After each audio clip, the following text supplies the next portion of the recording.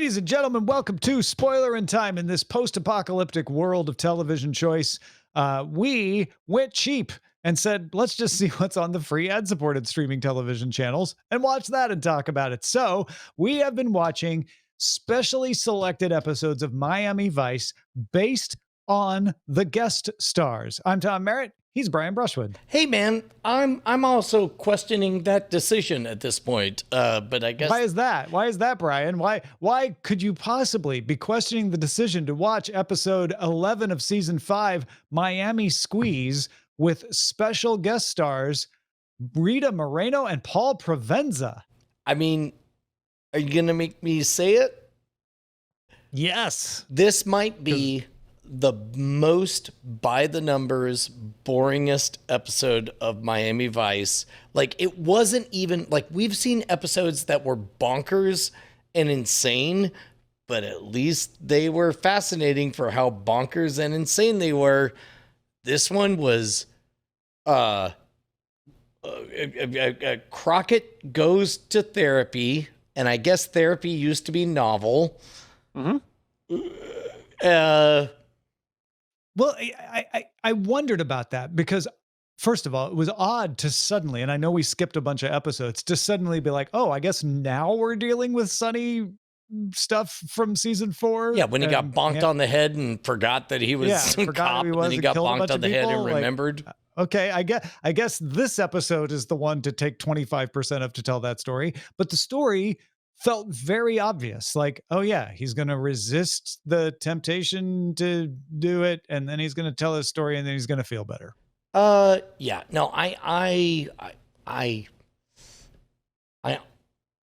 here's the thing I never thought I'd say. Okay. Where's the crazy? I miss the crazy in this series. There wasn't a lot of crazy. There were hints of crazy here and there where I thought, oh, now we're going to get crazy. Edwina, the pit bull, and the British dandy, but it just never materialized. Yeah. Also, British dandy sounded an awful lot like Stephen Toast. It was really amazing. A little bit. Yeah. Also, since we're talking about Sonny's intensive psychotherapy, I had two questions. One, why is he allowed to be on armed duty if he's also taking intensive psychotherapy that's mandated? That seemed, maybe it was the 80s in a different time. But also, did that one last scene feel like it was just an acting class monologue? Walk me through that last scene again so I can the scene where it's just him talking, and the only reaction shots we get are the therapist like looking concerned, and he's like, you don't know when you walk the streets. Okay, so spoiler alert, I lost my brother due to addiction, and I've gone through a fair bit of therapy. My wife and I went to couples therapy preceding all of this because we didn't know how to deal with losing somebody to addiction. Never once did therapy feel like a contest, which is exclusively how it's presented in this episode. Yeah.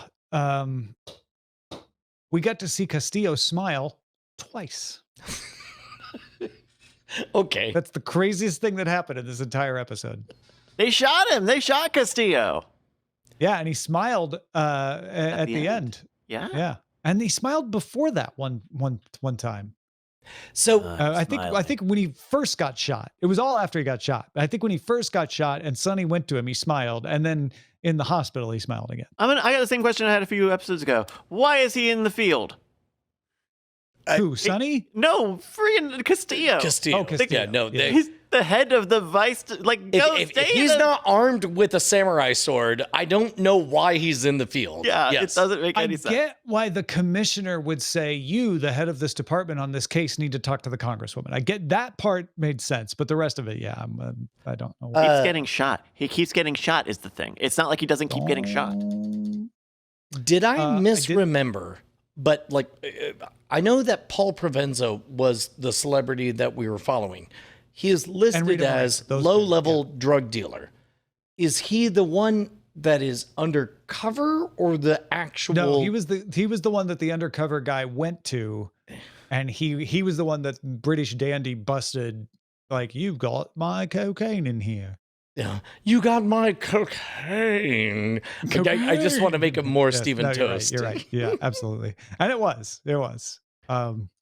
That other guy, the young cop, I don't think this has come up in our watch yet, but that is one of the YCU, I believe. Oh, I wondered if that was the first appearance of the uh, attempt at a spinoff. Yeah, they shot a backdoor pilot on Miami Vice of a young squad, and they never aired that episode, but they did have things like this where some of those folks ended up in regular episodes. So we have a trainee cop.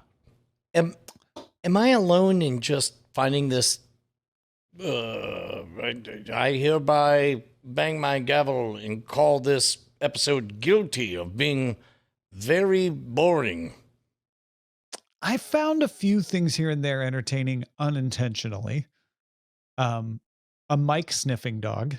I'll buy a drug sniffing dog, but the dog also sniffed out the microphone. Also, heard it, right? When all of the drugs came out, and I was like, that dog is definitely accidentally inhaling a lot of cocaine. I'm sorry, they used DAT, the latest technology. There's no way we can prove it's a fake. We'll never be able to prove the Digital audio tape. It's okay because also you totally could. You would hear the waves in the Castillo clip. It's not like they got room tone. I'm sorry. Is there was there at another Waterside ordering of drugs? Sorry, Bryce. No, it's digital audio tape. You just can't get past that. It's digital. There's no generation loss. It was digital. There's no generation loss. Yeah, none. It is kind of screaming exactly what year it is. Yeah. Although I did think this is 1989, and maybe it's just because I was in college by now, and most of Miami Vice I was in high school, but this felt different. It felt like we were moving out of the 80s finally. We had Chris Rea as the opening thing, and I'm so used to like the classics like Glenn Fry and In Excess and stuff. I do agree, Tom. It was dumb. Don't get political, Brian. Also, maybe I'm a bit corrupted because I tried to watch it on Vizio TV, and I guess like it needed to be rebooted or whatever. Okay. So it's like it was doing the crazy melty face compression thing, and yet the subtitles were kept up to date and the audio sounded fine. Right. But I was like, well, this might be interesting. It's kind of like a comic book. And I made it 20 minutes in. Then I had to go back and start at the beginning. Wow. And then I was like, no, not any better. Not any better at all. It's just, it's no. The high points for me, there were two. The dog licking his owner when he picked him up after he was shot and was supposedly dead.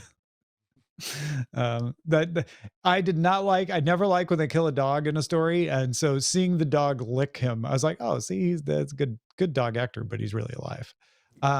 Two, that was kind of like last week when when the dead body goes. Yeah, you could see her breathing. Yeah. The doctor, Castillo's doctor, was like, yeah, I don't know, he might not make it. Like, just it was refreshingly cold. Like, yeah, I have no bedside manner. Don't even ask for one. We have 2 minutes left in the script. You need to think that he could have died. We put the gunshot wound way too close to the center of his stomach. It's obvious he was gonna survive. We don't say. Okay. Like, I don't know. He probably isn't going to make it. I'm just a doctor. Outside of open hostility to therapists, what were the writers thinking on this episode? Like what other message outside of we don't like therapists? I mean, there's the whole therapy subplot, which is very lazy in the like, Sonny won't want to do it because he thinks it's dumb. I think there was a little like, every politician has a line, and I thought Rita Moreno was a gem. I thought her scenes very much differed from the rest of the show just because she elevated them by being there. But her character, I did, it was like, it was very paper thin that she was like, I don't play by those rules. It was solid when she was trying to protect her son. I thought that worked.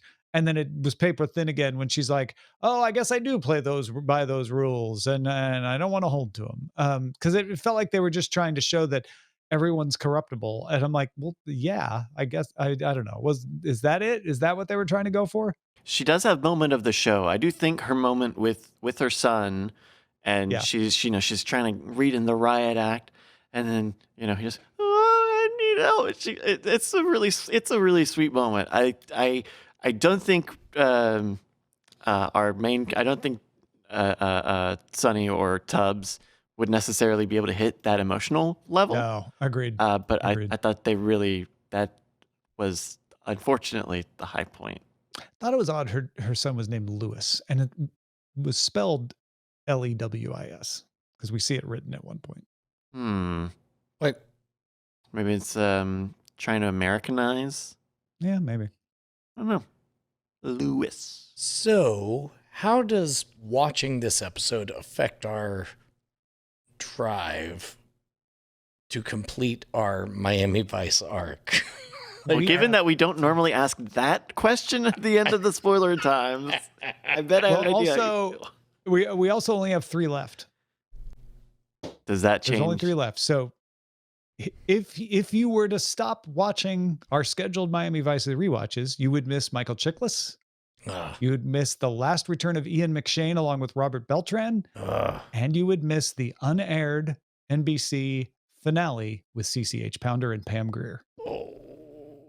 Okay, you talked me back into it. Like I was about ready to just like next week start up with Knight Rider. I think I've gotten out of watching this. Yeah, reel me back in. Aren't you glad we didn't decide to watch every single episode of the 5th season, though? Yes. Yeah. Maybe now is the right time for us to reflect on how we feel about the journey writ large. I mean, we pretty much got 5 seasons out of this. Yeah. How did we like it? I mean, I want to save most of that for that last CCH Pounder one, because I think it's going to change my answer to see how they would have wrapped this up had they been allowed to air that finale. But so far, I overall have been surprised how often it felt groundbreaking and modern. I know that was its reputation, but I wasn't sure how much of that would hold up. I think more of it held up than I suspected. I was shocked at how goofy it got on some of the episodes we watched. And I think it raised my expectations enough from the good episodes that this episode disappointed me in a way it wouldn't have if I hadn't watched the other episodes. Yeah. How about you? I'm excited to move on to the next, but you have seduced me with the guest stars that we will get to see in the last Michael 3 episodes. Chiklis. Yes. Next episode. This is the most dragging him along. Yeah. All right. I'll watch Michael Chiklis. But like knowing that Michael Chiklis would go on to do the commish and then go on to do the Shield. And then go on to be the Thing in the Fantastic Four. I mean, there's so much. Yes. That episode is called The Lost Madonna, season 5, episode 14. Any other last thoughts on this Miami squeeze? No, no. The kindest thing I could say is good job on yet another episode. It wasn't particularly silly or bizarre, but that's fine. You can feel. I always feel like Switek's actor is always like putting it on a little thick, and with this final season, knowing that there was like a spinoff around, I kind of felt like his presence in these episodes is a little outsized. Is a little like, hey, don't you need a? You're going to need a backup. You're going to need a side character. If you've read more of the wiki, like apparently this season, like he gets deep into gambling debt and has to turn against his own and so on. Yeah. I don't know that we've encountered much of that in the episodes that we haven't. But I did notice, and now maybe this is on purpose, I noticed his wardrobe was upgraded in this episode. Usually Switek is just wearing a t-shirt, you know, Right. maybe it has some, you know, bar logo on it or something. Short sleeve. But he had button, like fashionable shirts on and stuff this time. yeah. Fashionable for the time anyway. Yeah. It's, I mean, you can tell that they, like the proceduralness of this episode explains some of that, right? It's like, there's only so much, you know, Crockett and Tubbs break up a corrupt, I mean, even the Wikipedia says like, this is like the third time they've done a corrupt politician story. Yeah. Yeah. Well, again, next week, The Lost Madonna with guest star Michael Chiklis, season 5, episode 14. And keep those ideas coming for our next watch and what the premise should be. I came up with the idea in After Talk of what if we watched character changes in long-running series? Like so with MASH, we would watch the pilot and then we'd watch each episode where, you know, the generals changed or the captain changed or the residents of the swamp changed. We could also do the Bryce slice of lots of different series where we just watch the first episode and the last episode. And the thing about the Bryce slice is the first and last episode. First episodes often are the most off book before they figure out what the book is, right? And then the last episode is the send off. I wonder if there's kind of a fan canonical begin here, see this change. Like what if we did 3, right? Like that's kind of where I was going with the MASH thing is like each one of those character changes really like zeroes in on the state of the show at the time when they change it. But there's other ways to do that on different shows. So we're open to hearing. If you were going to watch The Next Generation and you were going to pick 3 episodes, a canonical, a twist, and then an end, you would not begin with anything from the first season of TNG, right? Yeah. You're changing it. This is no longer the slice. I know. You're not slicing anymore. We are open to the slice. We are open to other recommendations and definitely other shows. So shows that are freely available for us to watch. Let us know. Cordkillers@gmail.com. Until next time, everyone, spoil yourselves. You deserve it.